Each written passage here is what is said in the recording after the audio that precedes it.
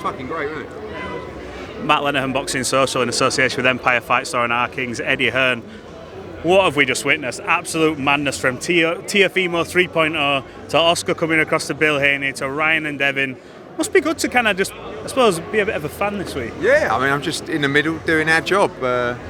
Obviously for us, it's an honour to be asked to be involved promoting the show, and a bigger challenge for the team at Matchroom who are running the logistics and operations this week, which is wild in itself for what you're about to see. And when His Excellency said about putting this event on at Times Square, I was like, I mean, firstly, you can sell out Barclays Centre, Madison Square Garden, but he just wanted to create something unique, and what he's definitely created is a lot of unique characters up there on the stage, and that's what we need in boxing. And by the way, it hasn't always got to be violent. Do you know what I'm saying? That was just wild. That was just characters, storylines, narratives, and that's what we need in boxing, and this is going to be a big show. We're coming off the back of massive numbers last week on DAZN, huge numbers this weekend with the double header, Times Square and Canelo Alvarez in Riyadh. And I can't wait. Like I said, this weekend, I'm like the boxing fan who has won the lottery, because I got Times Square on Friday, then I'm flying straight to Riyadh. I can kind of just chill out a little bit and let everybody do the work, and just an amazing time for boxing. I love boxing, and I love to see it get the headlines, get the attention that it deserves. Can I ask you, does this remind you a little bit, when we were in the COVID period and we saw certain fighters, I use Josh Warrington for example, he comes out maybe not the same, not the atmosphere. Yeah. This is going to be a little bit different than an arena setting. Is that why you say there potentially will be an upset on the card, because it is different? I mean, firstly, I think every fight, although there's an A side and B side, every fight is very competitive. So when you ask yourself, will it be an upset? I guess so. But, if Ramirez beats Haney, Ramirez is a great fighter. If Barboza beats Teo, we're calling that an upset. I mean, he's coming off wins against Ramirez and Catterall in Manchester. He's a great fighter. So I don't think any of them are particularly upsets, but we do have an A side and a B side. You're right in what you say. This environment is hallucinogenic, right? You're walking out and all of a sudden, last week with Conor Benn, I was really working on him getting in the moment, because when I remember looking at this, the big stand at Spurs last week, right, that goes up and up and up and up. And I said to Conor Benn when we was in the ring, I went, look at that. And he was like, you know what I mean? You've got to make sure the fighter is in the moment. And when there's no wildness of fans, we saw it, like you said, rightly so, in COVID, people who underperformed without that madness of a big arena and fans. Now, some people, these guys have got a lot of experience, right? Teofimo Lopez beat Lomachenko behind closed doors. So, you got to say he's experienced that before. Someone like Devin, where the pressure is on, we know he's coming off wasn't a defeat, but a tough night at the office against Ryan Garcia, the demons of that, psychologically, physically, whatever it's going to be, and Ryan as well, I feel like the madness of Ryan Garcia in the last fight probably helped him have the success against Devin Haney. Nearly came out as well. Yeah, but also, I don't know, I've no idea, it's just all mental, but you're going to get a great night and 3 brilliant fights that could headline and sell out any major stadium in America. Got to ask, your schedule's sort of come out today, you've set your stall out. I spoke to Bam Rodriguez today, he's credited you for obviously the work. I know he's the fighter, but he's shown a lot of praise on you, and he said, look, couldn't be where I am without Eddie, etc. How excited are you for him to sort of have this next part of his history, getting a big unification in his hometown? I'm so motivated right now for boxing. You would be coming off, especially last week at Spurs.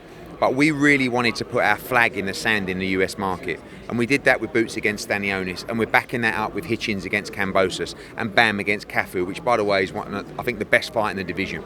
It's a major unification fight in Dallas at the Star by the Dallas Cowboys. It's a huge event. I love Hitchins against Kambosos. The build-up's going to be absolutely red hot, and that's what we want to do. We're working on big fights in the UK as well. Obviously, we've got Copper Box, 200 tickets left, sold out for Johnny Fisher against Dave Allen. We're planning on a big event in July as well for the UK.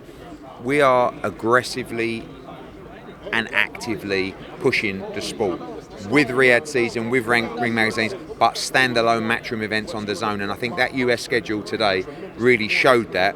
Also with Sugar Nunes fighting for the World Championship in Japan, and Khalil Ko rematching Gallegos over in Guadalajara.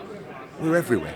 I saw on Twitter people commenting saying, what does that mean for the UK shows? Obviously, it's hard to criticise when you put on a schedule like it is, but they want to see frequent shows in the UK, but there is going to be announcements coming. When we say frequent shows in the UK, we just did Dalton Smith 2 weeks ago.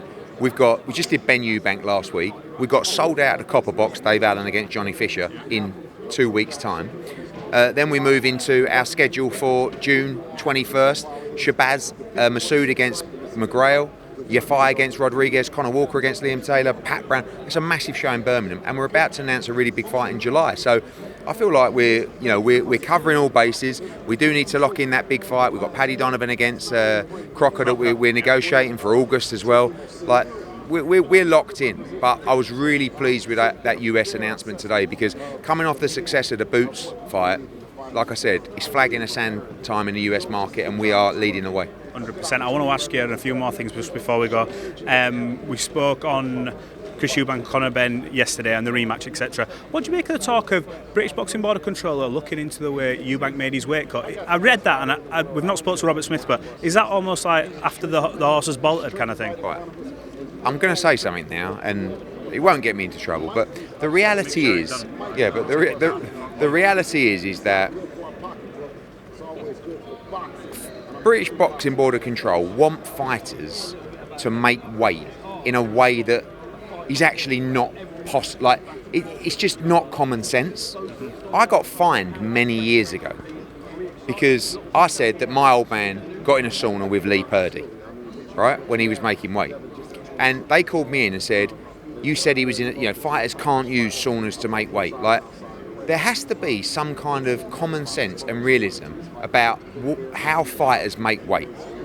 The biggest mistake that the British Boxing Board of Control make is having a check weight for fighters in championship fights on the Wednesday of fight week, because they're failing to look at the reality of the situation. And this is what happens.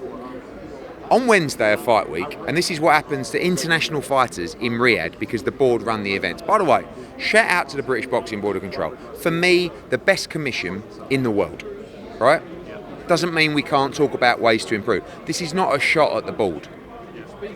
They make you weigh in on Wednesday a certain amount of weight over your championship weight, right? The board do not do enough research and do not speak to enough people in the weight making industry, right, and the nutritional industry and the science and industry of safely making weight. Because what is happening is the fighters are coming down on Wednesday to make that check weight, and then they are rehydrating after they've made that weight, and then they've got to rehydrate again. So, do you know what I mean? To make the weight on Friday. It's not a safe way to do it. And I get the thinking behind it, which is, but we can safely make sure that the fighters getting their weight down rather than them crashing it late. But by doing it this way, what you're doing is they're making weight on Wednesday, then they're making weight on Friday. The fighters aren't naturally coming down, because the science will tell you that's actually, for some people, not the way that we do it. If the board look at the way that Chris Eubank made weight. What's happening, Rolly? I did not mean to interrupt your... Yeah, I like this guy. It's the first time You're warming to Rolly, aren't you? I like him. I think he's a good character. I think he's a little bit wild. He can punch like fuck. And if he wins on Saturday, he's a superstar. Friday. Good luck, bro. What do you make of Eddie Hearn? Of what? What do you make of Eddie Hearn? I fuck with him. Very intelligent man. What happens this Friday? How do you win this fight? You guys got to tune in to see. I'm not giving you guys no pointers. You guys got to buy the pay-per-view, right? You know what you said when we were in Vegas? You said no Vaseline. Is that still the case? No Vaseline. Definitely no baby oil because of Dev. Eddie, just finally. Eddie, just finally. But again, you're looking into the way that he made weight. Understand our fighters make weight. That's what I'm saying. Last one. I want to ask you, a man who was on standby for these fights in Jack Catterall, where are we at? I think there were negotiations with Harlem Eubank, we read online. Yeah. What's going on with Jack? We're working on a big fight for him. We have reached out to Harlem Eubank. I think it's a really good fight for both guys. but we'll see. We've got a couple of options. Obviously, Jack's coming off a defeat. He needs that win, he needs that big fight, and hopefully we can deliver that for him. Eddie, appreciate it. Cheers, mate.